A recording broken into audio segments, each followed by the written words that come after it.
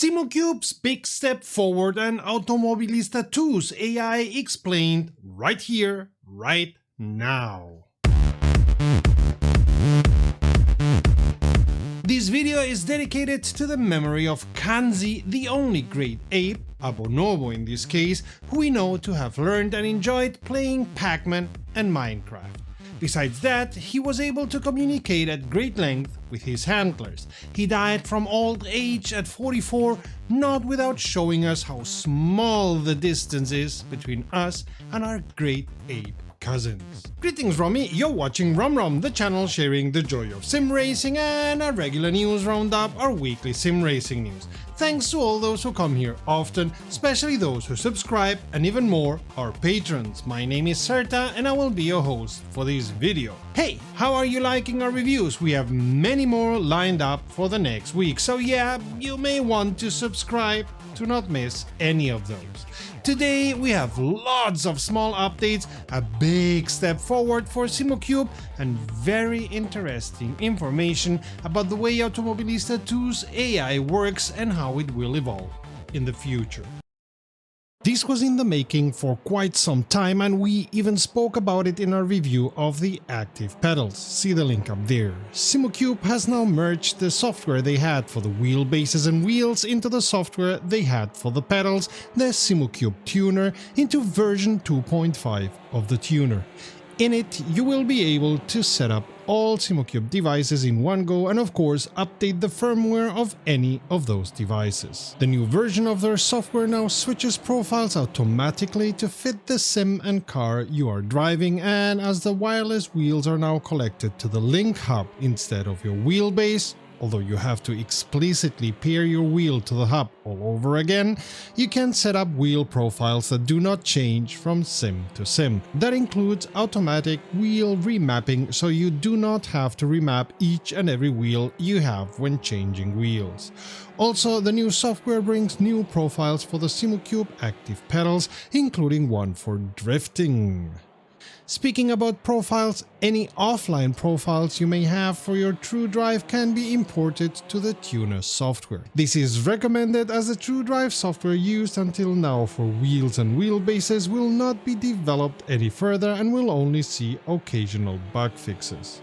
This is by far not the end of the road for the Simucube software, and as they did during the open beta phase, they encourage anybody using the software to send their ideas, comments, objections, and of course bug reports, so they can continue delivering what the community wants. And we know firsthand that Simucube listens to any opinion. If they implement it or not is of course their prerogative. One thing that you won't find in the tuner software yet is the possibility to upload your own profiles to their cloud, what they call the paddock. This setback is only temporary, and Simucube are working on restoring the functionality in the near future. If you ask me, they should not have gone public without that functionality, but I'm not privy to the conversations Simucube may have had internally about this. Also, they want to know what you would want the pedals to do if used as a rudder, which is something you rather don't use in sim racing. The world of American Truck Simulator is going to get bigger as they will release their Missouri DLC on Thursday, 3rd of April. Of course, they have left some Easter eggs within their DLC. No price has been communicated yet, but we suppose it's going to be something between 15 to 20 Euro USD as always.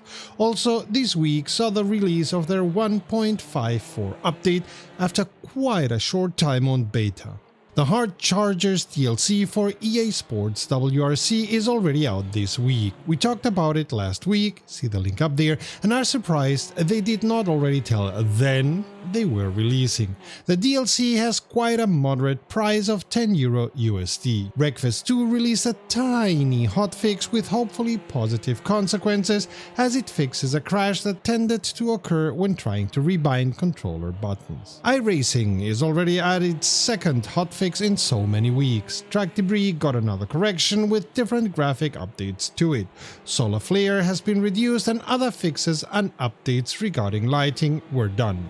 and several small corrections were applied to cars and tracks. Project Motor Racing will add the 2004 Mosler MT900R to the roster, an American-made car that came second at the Bathurst 24 of 2002, won the GTS division at the 24 Hours of Daytona of 2003, and won the British GT Championship in 2003. Besides preparing for consoles, Rennsport also got an update to version 1.12.15. Rolling Starts got some fine-tuning so as to be more precise in where you need to be with your car before the start. Time gained penalties when cutting the track will be measured in a way the team hopes will make it more fair, and the physics of GT3 cars got some updates and correction. The way the sim handles TX12 has been corrected so as to avoid software crashes, telemetry will now be saved, and server issues have been corrected. There are also many small corrections you can find about following the link in our description. If you like what you see, how about supporting us? A like and a comment to tell the almighty algorithm we are worth watching are a good start. Subscribing is even better, and what really helps us grow is you becoming a patron, as YouTube's income is tiny for a sim racing channels. Patrons get access to exclusive content and are involved in our decision. Help us grow with your support. Help us keep spreading the joy of sim racing. Become a patron today. Renato Simeoni, boss of Reza, the makers of Automobilista 2, lately held a Q&A session about how Automobilista 2's racing bots work, what we in sim racing call the AI. There was a lot to munch on there, and of course all very interesting.